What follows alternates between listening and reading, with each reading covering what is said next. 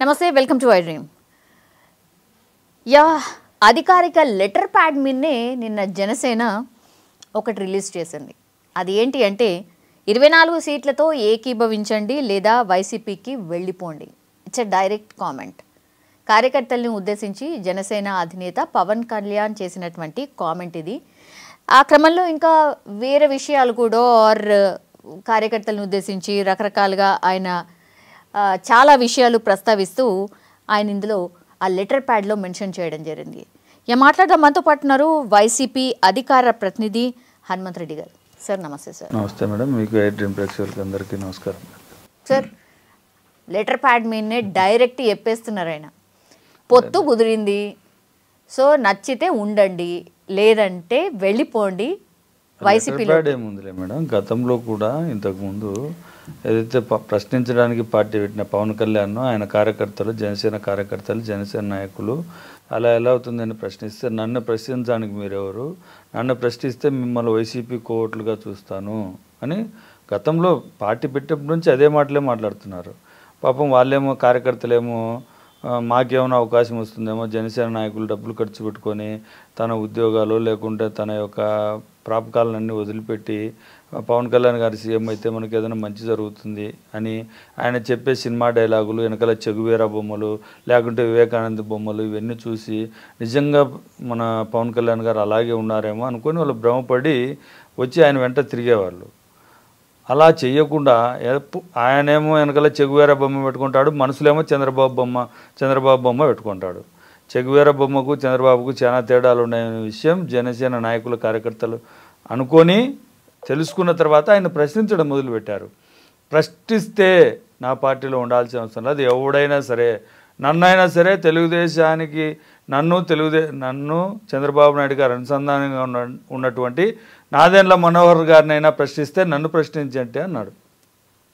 అదే నాదెండ్ల మనోహర్ గారు 2019 ఎలక్షన్లో ఎమ్మెల్యే టికెట్ ఇస్తే కనీసం 10,000 ఓట్లు కూడా తెచ్చుకోలేని పరిస్థితిలో నాదెండ్ల మనోహర్ గారు ఉంటే, నాదెండ్ల మనోహర్ కంటే 3 రెట్లు 4 రెట్లు తెచ్చుకున్న ఎమ్మెల్యే అభ్యర్థులు జనసేన పార్టీ తరఫున పోటీ చేసి వాళ్ళకు కూడా ఎక్కడ స్థానం లేదు. తన పక్కన నాదెండ్ల మనోహర్ తప్ప ఇంకా వేరే వాళ్ళు ఎవరు కూర్చోనికి లేదు.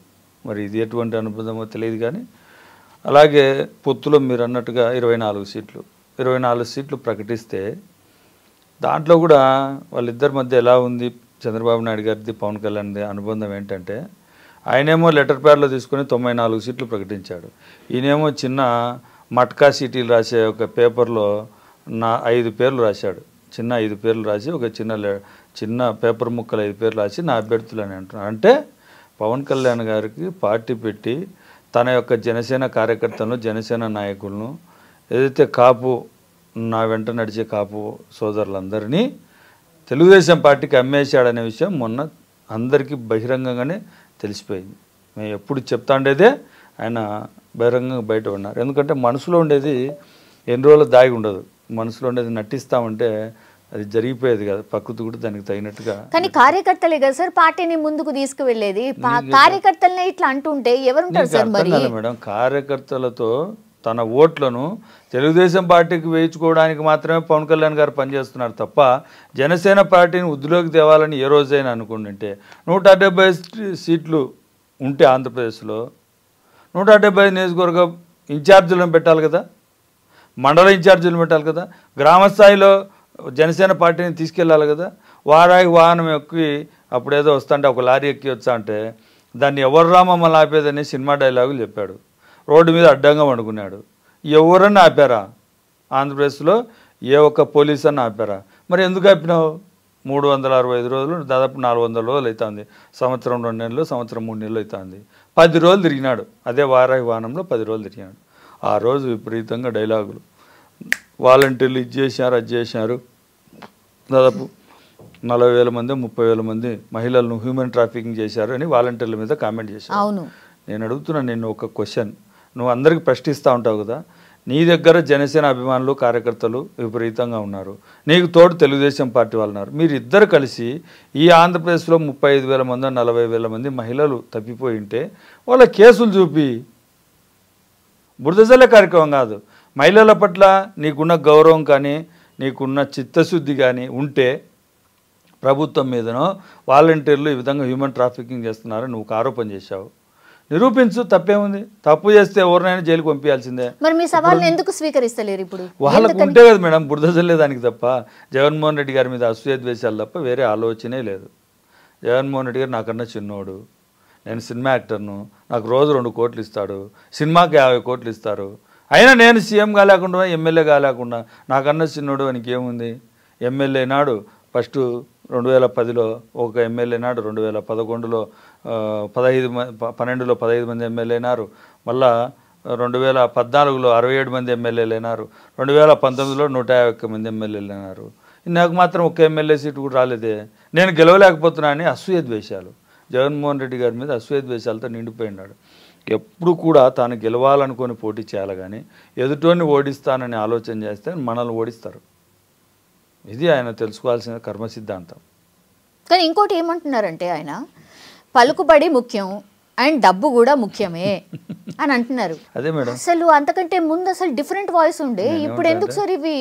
పవన్ కళ్యాణ్ గారు పార్టీ పెట్టినప్పుడు అవినీతి లేని ప్రభుత్వాన్ని, జీరో బడ్జెట్ పాలిటిక్స్ అంటే జీరో డబ్బును ఖర్చు పెట్టకుండా ఎమ్మెల్యే ఎలా అవ్వాలి, ఎంపీలు ఎలా అవ్వాలి అని ఒక మీటింగ్ పెట్టి క్లాసులు ఇప్పించాడు. ఆ రోజేమో పార్టీ పెట్టినప్పుడు అలా, ఇప్పుడేమో చంద్రబాబు నాయుడు గారు అవినీతి కేసులో అవినీతిలో పిహెచ్డి చేసిన చంద్రబాబు నాయుడు గారు జైలుకి వెళ్తే అతన్ని కలవడానికి వెళ్ళి అవినీతి లేని ప్రభుత్వం తీసుకొస్తానని అవినీతిలో పిహెచ్డి చేసిన చంద్రబాబుతో కలిసి పోటీ చేస్తానని చెప్పాడు. పొత్తులో ఉన్నా అన్నారు. ఆడికి ఒకదానికి తిలోదకాలు ఇచ్చాడా? ఈరోజు ఏం చెప్తున్నాడు? డబ్బు ఉండే వాళ్ళకు మాత్రమే టికెట్లు ఇస్తాను అంటున్నాడు. నువ్వేం చెప్పావు? నా దగ్గర హవాయి చెప్పులు వేసుకునేవానికి ఎమ్మెల్యే టికెట్లు ఇస్తాను నేను వాళ్ళను అని చెప్పడం కాదు. హవాయి చెప్పులు వేసుకునేవానికి ఎమ్మెల్యే టికెట్లే కాదు, వాళ్ళు ఎమ్మెల్యేలుగా గెలిపించాలా. ఎస్, జగన్మోహన్ రెడ్డి గారు ముఖ్యమంత్రిగా ఇప్పుడు ఈరోజు తీసుకునే నిర్ణయాలు దాదాపు అక్కడ గుమ్మనూరు జయరామ్ అనే ఆయన మినిస్టర్గా ఉండే ఆయన తీసేసి సామాన్య వైఎస్ఆర్ కాంగ్రెస్ పార్టీ కార్యకర్తని ఎమ్మెల్యేగా నిలబెట్టడం జరిగింది. ఎమ్మెల్యేగా అతని ఇండ్లు ఏంటి తెలుసా? ఇందిరమ్మ ఇండ్లు. ఎప్పుడెప్పుడో రాజశేఖర రెడ్డి గారు ఉన్నప్పుడు ఒక చిన్న ఇల్లు ఇస్తే ఆ ఇంట్లో ఉంటున్నాడు. అతన్ని ఎమ్మెల్యే అభ్యర్థిగా ప్రకటించడం, అది చిత్తశుద్ధి ఆచరణ చేయడం. ఒక వ్యక్తి నందిగాం సురేష్ అనే ఒక సామాన్య కార్యకర్తను తీసుకొని ఎంపీగా చేశాడు. ఎంతోమంది వైఎస్ఆర్ కాంగ్రెస్ పార్టీలో సామాన్య కార్యకర్తలు, ఎంపీలు, ఎమ్మెల్యేలు, జెడ్పీ చైర్మన్లు, మున్సిపల్ చైర్మన్లు, ఎంపీపీలు, అన్ని రకాల పదవులు సామాన్య కార్యకర్తలకే చేపించుకున్న వ్యక్తి జగన్మోహన్ రెడ్డి గారు. మేము ఎక్కడ అలా చేస్తాం ఇలా చేస్తాం, చేసేదేదో చెప్పకుండానే ఆచరణలో చూపించాలి. పవన్ కళ్యాణ్ గారి ఆలోచనలు ఎలా ఉంటాయంటే సినిమా డైలాగులు కాబట్టి ఆయన కాల్ షీట్లు ఇచ్చినప్పుడు వచ్చి చంద్రబాబు నాయుడు గారికి ఇచ్చినప్పుడు జీరో బడ్జెట్ పాలిటిక్స్ లేకుంటే ఇంకోటి తోటకూర తొక్క అని చెప్తా ఉంటాడు, కానీ ఆచరణ చేయడు. ఇప్పుడేమంటున్నాడు కార్యకర్తలకు? మీ దగ్గర ఒక 50 కోట్లు ఉందా, 100 కోట్లు ఉందా, నీకు టికెట్ ఇస్తానంటున్నాడు. అలా పెట్టేవాళ్ళు పాపం జనసేన పార్టీలో ఎవరు లేరు కాబట్టి తెలుగుదేశం పార్టీ తరఫున ఎవరైతే ఇప్పుడు 24 కాన్స్టిట్యున్సీల్లో ఒక 15-16 ఆ నియోజకవర్గంలో అభ్యర్థులుగా ఉన్నారో ఇంతవరకు, వాళ్ళు తెలుగుదేశం పార్టీకి రాజీనామా చేసి జనసేనలో చేరతారు. అంటే చంద్రబాబు నాయుడు గారి కోవట్టులే వచ్చి జనసేన పార్టీలో చేరతారు. వాళ్ళే జనసేన పార్టీ తరఫున ఎమ్మెల్యే అభ్యర్థులుగా నిలబడతారు. ఆ విధంగా తెలుగుదేశం పార్టీ 170 స్థానాల్లో ఏదో ఒక రకంగా పోటీ చేయాలని ఆలోచనలు. మొన్న తెలంగాణలో అట్లనే అయింది కదా సార్, బీజేపీలో ఉన్న వాళ్ళని జనసేనలకు చేర్చుకొని అప్పుడు ఇక్కడ టికెట్లు ఇచ్చారు. సేమ్ అదే జరుగుతుంది అంతే కదా. చంద్రబాబు నాయుడు గారి ఆలోచనలు అలాగే ఉంటాయి. చంద్రబాబు నాయుడు గారిని అతనే అన్నాడు, మనం అనలే. పవన్ కళ్యాణ్ గారే చెప్పారు 2019 ఎలక్షన్లో దొంగల ముఠా నాయకుడు, అవసరమైతే సైకిల్ ఎక్కించుకుంటాడు, అవసరమైతే సైకిల్ దించేస్తాడు, ఇలాంటి మాటలన్నీ మాట్లాడింది అతనే. ఇప్పుడు అదే దొంగల ముఠా నాయకుడితో అదే అవసరమైతే సైకిల్ ఎక్కించుకుంటాడు దించేసే వానితోనే ఈరోజు సవాసం చేస్తూ ఉంటాడు. అలాగే బీజేపీ పార్టీ ఏంది మేడం, ఇక్కడ తెలంగాణలో దాదాపుగా 60 నుంచి 70 వేల మంది ఒక సభకు వస్తే ఆడ వచ్చిన ఓట్లు ఎన్నో తెలుసా? 3,000 మేడం. ఆ రోజు సోషల్ మీడియాలో ఈ సీటు గెలుస్తూ ఉందని చెప్పి ప్రచారం చేసుకొని 3,000 ఓట్లు వచ్చాయి. అంటే ఆయన సభలకు వచ్చే వాళ్ళు ఓట్లు వేయరు అనే విషయం ఆయనకు తెలుసు, ప్రజలకు తెలుసు. ఏదో సినిమా యాక్టర్ ఎగరడానికి వచ్చాడు, డ్యాన్స్ చేస్తాడో లేదంటే మాటలు మాట్లాడతాడని వచ్చి చూస్తారు తప్ప అంతకంటే అతనికి ఓట్లు వేసే పరిస్థితి లేదు. అతని మీద నమ్మకం లేదు. ఆంధ్రప్రదేశ్ రాష్ట్ర ప్రజలకు నమ్మకం లేదు, తెలంగాణ ప్రజలకు అసలు నమ్మకం లేదు. సోషల్ మీడియాలో ప్రచారం జరుగుతోంది, బెదిరిస్తున్నారు కార్యకర్తలు కాబట్టి ఈ లెటర్ ప్యాడ్లో ఇవన్నీ రాయాల్సి వచ్చింది అనేది కూడా ఆయన కామెంట్ చేసిన పరిస్థితి కనిపిస్తుంది. ఎవరు బెదిరిస్తారు మేడం? నాకు తెలిసి అయితే రాజకీయాల్లో ఎవరిని బెదిరించాల్సిన అవసరం లేదు. అట్లీస్ట్ తెలుగుదేశం పార్టీ ఈరోజు వైఎస్ఆర్ కాంగ్రెస్ పార్టీ మా అధ్యక్షుల వారు జగన్మోహన్ రెడ్డి గారు చిన్న తప్పు చేయకూడదు, ఎవరిని దౌర్జన్యం చేయకూడదని మాకు దిశానిర్దేశం చేస్తే తెలుగుదేశం పార్టీ వాళ్ళు అసత్య ప్రచారాలు చేస్తూ మా నాయకుల మీద అసత్య ప్రచారాలు చేస్తూ వాళ్ళని ఏదైనా ఇది అసత్యమని తిరిగి మాట్లాడితే నువ్వు తప్పుడు మాటలు మాట్లాడుతున్నావని తిరిగి ప్రశ్నిస్తే చంపేస్తామని బెదిరిస్తూ ఉన్నారు తెలుగుదేశం పార్టీ నాయకులు. ఇంతకు బరి తెగించిన తెలుగుదేశం పార్టీ నాయకులు వాళ్ళ చంద్రబాబు నాయుడు గారి ఆలోచనలు ఎలా ఉన్నాయంటే మనం ఏం ఆరోపణలు చేసినా వాళ్ళు తిరిగి మాట్లాడకూడదు, తిరిగి మాట్లాడితే చంపేయండి అని దిశానిర్దేశం చేశాడు చంద్రబాబు నాయుడు గారు. ప్రతి ఊర్లో గలాటలు జరుగుతూ ఉన్నాయి. ఇటువంటి ఆలోచనలలో పుట్టిన వాళ్ళు తెలుగుదేశం పార్టీ నాయకులు ఇట్లా తప్పుడు కూతలు తప్పుడు మాటలు మాట్లాడే వాళ్ళందరినీ ఖచ్చితంగా 2024 ఎలక్షన్లో బుద్ధి చెప్తారు. ఎవరైనా సరే దాంట్లో ఎటువంటి ఆలోచన చేయాల్సిన అవసరం లేదు. ఎస్ మా నాయకుడు నిజాయితీగా బతకమని చెప్పాడు. నిజాయితీగా మా మీద తప్పుడు ఆరోపణలు చేస్తూ ఉన్నారు తెలుగుదేశం పార్టీ నాయకులు. చంద్రబాబు నాయుడు గారితో సహా ఆరోపణలు చేస్తే దానికి మేము సమాధానం చెప్తా ఉన్నాం. చంద్రబాబు నాయుడు గారిని మొన్న సిద్ధం సభలో జగన్మోహన్ రెడ్డి గారు ఉద్దేశించి చంద్రబాబు నాయుడు గారిని ఉద్దేశించి ఏం మాట్లాడారు? అయ్యా, నువ్వు 14 సంవత్సరాలు ముఖ్యమంత్రిగా పనిచేసినావు. ఈ రాష్ట్రంలో ఒక్క సంక్షేమ కార్యక్రమానికి నువ్వు చేసిన సంక్షేమ కార్యక్రమానికి పేటెంట్ హక్కు ఇది, నేనే ఈ సంక్షేమ కార్యక్రమం తీసుకొచ్చా అని చెప్పే కార్యక్రమం ఒక్కటి చెప్పు. రైతులకు చేసిందా, లేకుంటే వృద్ధులకు చేసిందా, మహిళలకు చేసిందా, ఫలానిది చేశానని చెప్పు అని అడిగితే దానికి ఆయన ఏం మాట్లాడతాడు? ఒక ట్వీట్ పెట్టాడు. ఏమని పెట్టాడంటే సోషల్ ఇంజనీరింగ్ చేసి బీసీలకు, ఎస్సీలకు, ఎస్టీలకు రిజర్వేషన్ కల్పించి 50% అన్ని రకాల పదవులు జగన్మోహన్ రెడ్డి గారు ఇస్తే దాన్ని ఏం చేయనట్టుగా ఆయన మాట్లాడారు. తప్పుడు వాగ్దానం బహిరంగ సవాల్కి వస్తాడంట. మేము అడిగిన దానికి సమాధానం చెప్పు. నేను ఫలాంది చేశానని చెప్తున్నావు కదా, లేదంటే హైదరాబాద్లో హైటెక్ సిటీ కట్టించా అంట, హైదరాబాద్ నగరాన్ని వాళ్ళు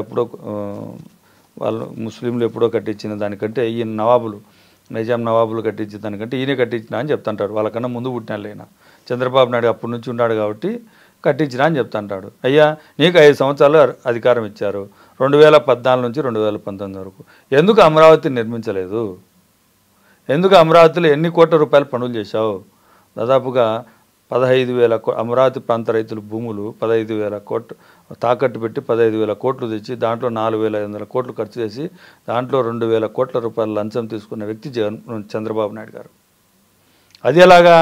ఎక్కడో బాంబేలో ఒక చిన్న ఆడ ఇన్కమ్ ట్యాక్స్ వాళ్ళు ఒక తీగ లాగితే అది వచ్చి చంద్రబాబు నాయుడు గారి ఇంట్లో డొంక కదిలింది. పిఎస్ శ్రీనివాస్ చౌదరి తీసుకున్నాడు, ఈ విధంగా డబ్బులు ఇచ్చామని. అంటే ఆయన చెప్పేదానికి చేసేదానికి తేడాలు ఉంటాయి. జగన్మోహన్ రెడ్డి గారు సవాల్ విసిరారు. నువ్వు చేసింది ఏందో చెప్పమని అడిగారు. ఇంతవరకు చెప్పే పరిస్థితి లేదు. తప్పుడు మాటలు, తప్పుడు వాగ్దానాలు. Yes sir. Thank you sir. Thank you so much.